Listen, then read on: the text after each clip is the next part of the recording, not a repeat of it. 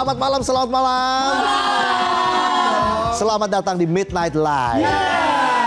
Ubur-ubur ikan lele. Hari ini episode 70, Le. Dan hari ini bintang tamu kita Cing Abdel. Kita juga punya Ladies Night. Komplit pokoknya. Jadi langsung aja kita mulai, inilah Midnight Live.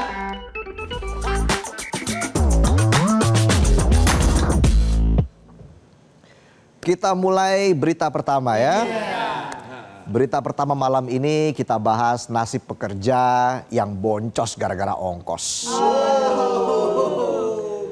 Jadi setiap hari kita banget. Belum udah kita banget.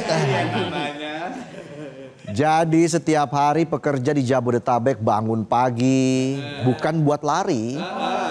Aku ini pelari culture. Morning person banget kan. Tapi mereka bangun terus lari ngejar mimpi. Mimpinya bangun pagi, ngopi, sarapan lanjut kerja, terus kaya. Tapi realitanya belum ada matahari udah pergi. Mataharinya aja tarik selimut lagi. Masih ngantuk aku. Berangkat kerja bukannya kaya, malah makan biaya. Dapatnya cuma lelah. Lelah aku bang. Bangun subuh-subuh nyawa masih separo. Langsung siap-siap berangkat kerja ke Jakarta. Yang rumahnya di Bogor, Depok, Bekasi, Tangerang. Udah bukan tinggal di pinggiran kota tapi pinggiran emosi. Kepleset dikit langsung depresi. Bayangin berangkat kerja naik KRL dari Bogor, parkir motor 5.000, tiket PP 10.000, ojol PP bisa sampai 40.000. Belum jajan roti sobek. Total 50 ribuan. Rotinya kagak sobek, dompetnya kecekek. Belum juga kerja, saldo udah tipis kayak alis palsu. Jadi salah kan tuh. Kayak alis palsu habis kena hujan. Luntur meleyot. Tiba-tiba kok alis gue di hidung. Yang berangkat kerja dari Depok juga nggak kalah greget. Naik LRT dari Harjamukti ke Duku Atas PP 40.000. Lanjut ojol PP 40.000. Total 80.000 sehari. Cuma buat bilang selamat pagi bos. Bukannya dapat senyum, bosnya malah bilang kerjaan kemarin udah direvisi belum? Kamu itu kerja yang keras ya, yang semangat ya. Biar saya bisa punya ani-ani. Ujungnya pagi-pagi emosi. Kalau dihitung sebulan bisa 1,6 juta cuma buat jalan ke kantor. Cuma buat ongkos. Belum makan, belum pulsa, belum cicilan, belum cemilan buat nemenin gibah. Gibahin ani-aninya bos. Bisa aja saya. Kalau tadi naik transportasi umum, buat yang naik kendaraan pribadi sama aja nggak untung. Dan cuma cocok buat yang sabarnya level biksu. Digigit nyamuk aja nggak ditepok tuh nyamuk. Dari Bogor lewat tol Jagorawi PP 38.000, BBM seminggu 300.000. Sebulan 2 juta lebih. Belum ban bocor, belum dimarahin bini karena dompet kering. Belum termasuk kopi, air mineral buat nemenin macet. Lagi macet dengerin mobil lewat pakai totot. Tatat. Wot. Sampai serak ya. Uye. Nah buat yang naik motor juga nggak hemat-hemat amat. Bensin 100.000 seminggu, parkir 12.000 per hari. Benar. Sebulan bisa 700 ribuan. Itu belum biaya pijet dan biaya obat masuk angin. Encok ya. Apalagi di usia segini kan ya rematik lah ya. Udah jalan gak rata, bolong-bolong, kena hujan, punggung kram, perut kembung, mata kedip-kedip, kelilipan knalpot. Efek ongkos ngantor yang bikin boncos juga berdampak ke soal gizi. Karena banyak pekerja yang ngirit dimakan biar gaji cukup buat berangkat kerja. Akhirnya sarapan cuma ngopi doang. Makan siang bawa bekal nasi putih, lauknya nunggu belas kasihan atasan. Makan malam minum air galon kantor. Terus isi ulang tumbler 4 liter, biar air galon di rumah juga awet. Di kosan ya. Sampai rumah tiduran sambil liatin konten mukbang. Kali aja kebawa mimpi, bangun-bangun kenyang. Nasi padangnya luar biasa nih pemirsa. Sayur nangkanya medok banget nih. Lumayan bohongin perut. Kata cacing di perut, masa sih hal-hal kecil gini harus bohong? Dan ini semua bukan cuma keluhan pekerja. Data Kemenhub dan BPS juga ngomong Depok, Bekasi, Bogor, dan Jakarta masuk 10 besar kota dengan ongkos transportasi termahal. Depok sampai 16,32% dari biaya hidup harian. Bekasi 14,02%. Bogor 12,54%. Dan Jakarta 11,82%. Padahal standar Bank Dunia cuma 10%. Tapi standar Indonesia nggak pakai patokan. Terserah dompet lo kuatnya sampai mana. Lo bilang tuh ke dompet. Kalau nggak kuat angkat tangan ya. Bisa aja dompet. Kata Dirjen Integrasi Transportasi dan Multimoda Rizal Wasal, masalahnya di first mile atau biaya perjalanan awal dan last mile atau biaya perjalanan akhir. Naik KRL sih murah, 3.500 sampai 6.000-an. Tapi menuju ke stasiunnya itu yang bikin dompet kempes sebelum berkembang. Ojol 25.000, parkir 10.000. Tiket KRL cuma jadi pemanis doang. Katanya bakal dicari solusi. Tapi rakyat butuh solusi nyata, bukan solusi yang bentuknya forum diskusi atau kalimat ini sedang dikaji. Diskusi. Studi banding. Sementara itu stasiun-stasiun makin ramai, makin gak nyaman. Contoh aja stasiun Duku Atas, Sudirman, Tanah Abang, tiap pagi udah kayak konser gratis. Tapi isinya orang bawa tas, pakai jas, pakai kolor, nyampur rebutan tiang dan tempat duduk. Yang belum mandi ketemu sama yang bawa bekal telur rebus. Aromanya sedap betul. Campur aduk kayak bumbu rendang setengah mateng. Merespon fenomena ini pemerintah DKI udah kasih subsidi triliunan buat MRT, LRT, Transjakarta. Tapi kok ya masih mahal? Naik kendaraan umum tetap berasa kayak ikut lomba. Siapa paling sabar dan gak pingsan di tengah jalan.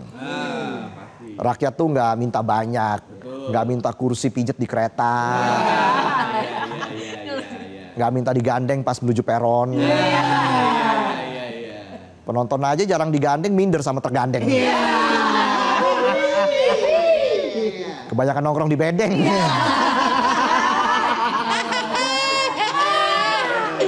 Pekerja cuma pengen ongkos murah, perjalanan nyaman. Nggak harus berdiri 2 jam sambil mikirin duit cukup nggak ya buat makan malam. Karena ini bukan lagi soal pilihan naik motor atau KRL. Bukan soal mending naik mobil atau naik LRT. Ini soal bertahan hidup, survive. Soal gimana caranya sampai kantor tanpa harus tekor, tanpa harus pinjol buat bayar ojol. Belum lagi ada bos yang ulang tahun. Mau nggak mau kita kan ikutan patungan kado ya. Ya nggak disuruh sih. Cuma bismillah jadi manajer. Ngarep banget. Dan lucunya pemerintah suka bilang, naik kendaraan umum yuk lebih hemat. Hemat sih cuma 3.000. Kalau cuma bayar Trans Jabodetabek doang. Tapi kalau rumah di Tenjo ke Baranang Siang naik ojol, itu aja udah lebih dari gocap. Cuma demi naik Trans Jabodetabek. Ya sama aja boncos kan? Setiap hari para pekerja berangkat dengan tenaga sisaan. Baju kadang disetrika, kadang lecek. Bekal seringnya cuma niat dan pasrah. Tapi tetap berangkat karena gaji, nggak peduli lo telat. Para pekerja nggak bisa resign, nggak bisa ngeluh keras-keras, nggak bisa liburan. Otaknya penuh beban, tiap bulan harus ada pemasukan. Yang mereka bisa cuma senyum sambil nahan lapar. Gimana tuh ya? Lalu posting story bareng teman senasib. Pakai caption, tetap semangat kerja. Kami perintis bukan pewaris. Padahal habis itu nongkrong di warkop, ada yang ngedumel, ada yang nangis, ada yang judol, ada yang tiba-tiba kepikiran buka usaha es batu. Ya usaha es batu, laku nggak laku tetap cair. Jadi kalau lo lihat pekerja melamun di stasiun, itu bukan kurang tidur, tapi emang nggak tidur. Mikirin ongkos. Berangkat nggak ya kalau hari ini nggak ngantor, bisa sih hemat 80.000. Tapi nggak bisa kasih kado buat bos yang ulang tahun. Gagal gue jadi manajer.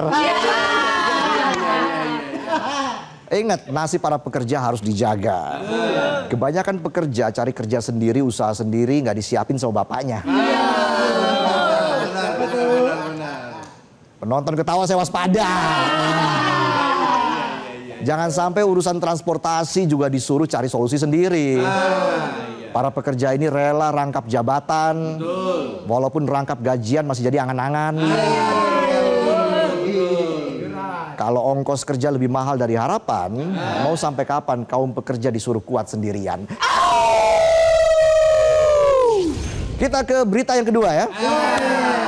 Masih semangat kan penonton? Jangan lupa ntar pulang nongkrong di bedeng lagi. Dari biaya transportasi tinggi kita bahas soal utang pinjol dan paylater yang angkanya sangat bombastis. Pinjaman online alias pinjol dan paylater ibarat mantan toksik. Manis di awal, di tengah mulai nyekek.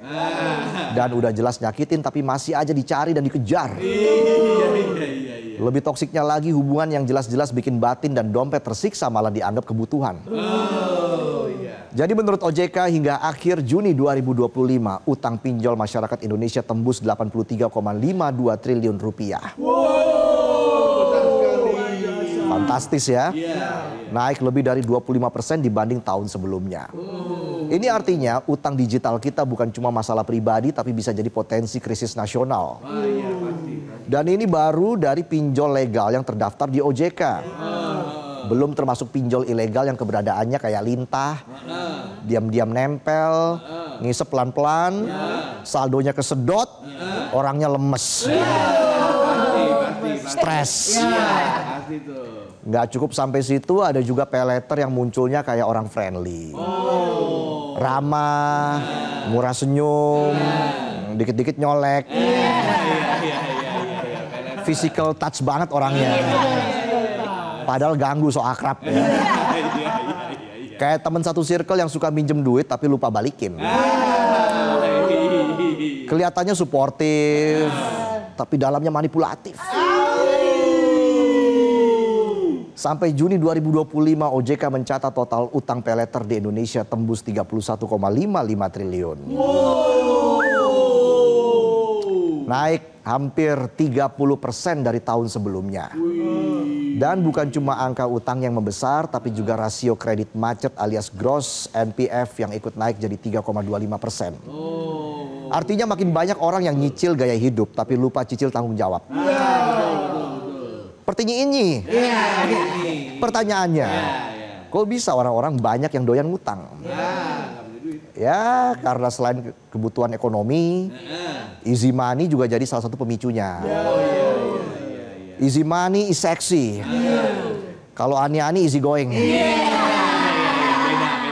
Siapa yang bisa nolak uang yang bisa cair dalam hitungan menit? Tanpa perlu jaminan, tanpa perlu tatap muka, tinggal klik dan tunggu notifikasi. Padahal jangan salah, di balik janji manis pinjol dan paylater itu ada kontrak utang yang bikin dompet kejang-kejang. Promonya bunga ringan, faktanya bunganya sekebon.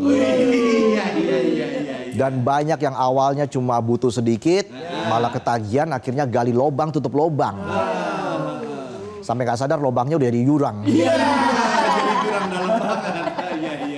Dalam banget ya. Iya. Ironisnya uang pinjaman ini nggak jarang malah dipakai buat hal-hal yang nggak produktif. Hal-hal yang dibeli karena pengen bukan karena butuh. Buat top up game.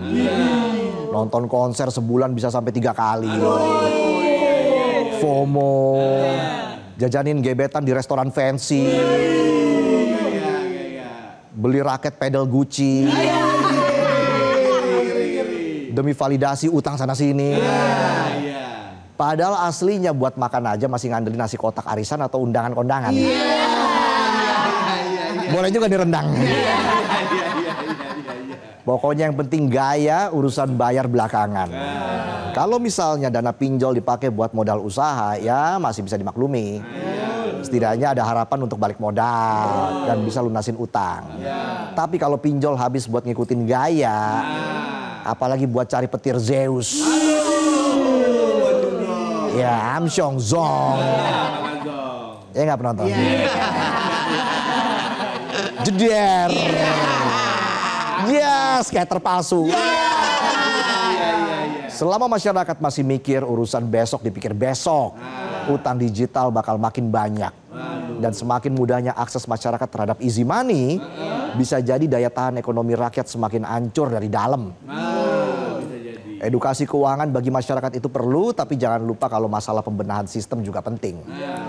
Jangan sampai rakyat terbiasa hidup dalam ilusi kesultanan. Semua bisa dibeli asal nyicil.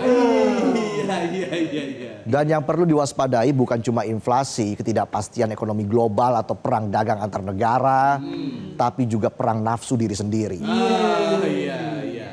Ingat ketika gaya hidup mengalahkan penghasilan dan pinjaman dari jalan, maka yang tumbuh bukan kesejahteraan, tapi tumpukan utang.